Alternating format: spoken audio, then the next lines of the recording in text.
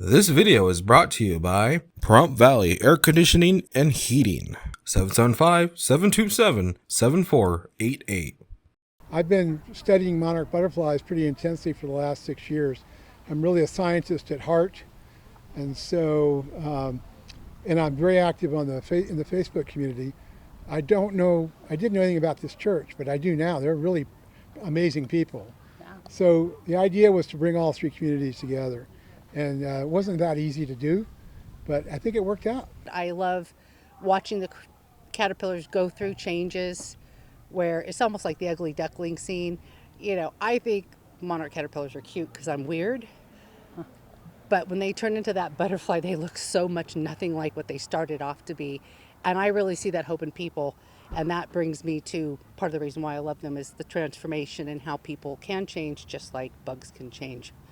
Yeah, so today we're here doing outreach, and that outreach is consisting of having a lot of hands-on materials and takeaways for people to learn about the monarch butterfly, the species, and the bigger ecosystem in which they live. So we have a lot of flower displays and milkweed displays, as well as some of the actual specimen displays.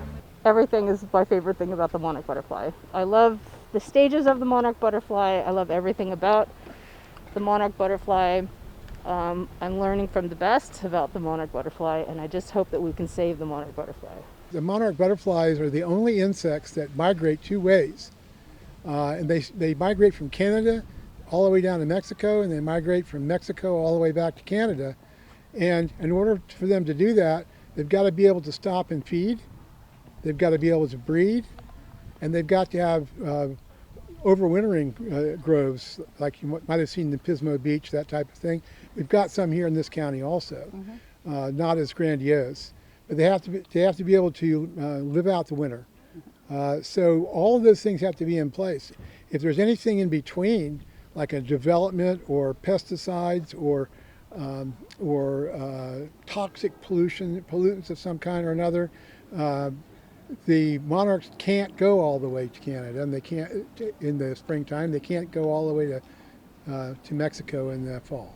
I love the fact that they migrate. I love watching how they interact with each other in the garden. It doesn't take much to have a monarch-friendly garden. You can just have maybe 15 or 20 milkweed plants and some nectar plants, and just sit back and watch, take pictures, learn from it. Hi, caterpillar chow is milkweed, and we grow it. Well, for the monarch caterpillar, all milkweeds are good. It just depends on where they come from and how they're grown. That's the biggest thing. Tropical, native, doesn't really matter so much as you make sure that you got a clean source with no pesticides, and that you take care of the plants just like you would any other plant in your garden. What you guys can actually do is Google your state's local milkweed. There's a lot of organizations in every state that will provide you a list of all of your native plants. And you can use that information to help you find a supplier. Now, of course, if you have trouble, you can always find us on Facebook. It's easy to do, facebook.com/caterpillarchow. And we are always able to help you. If you have a question, we'll answer it. If you need guidance, we'll guide you.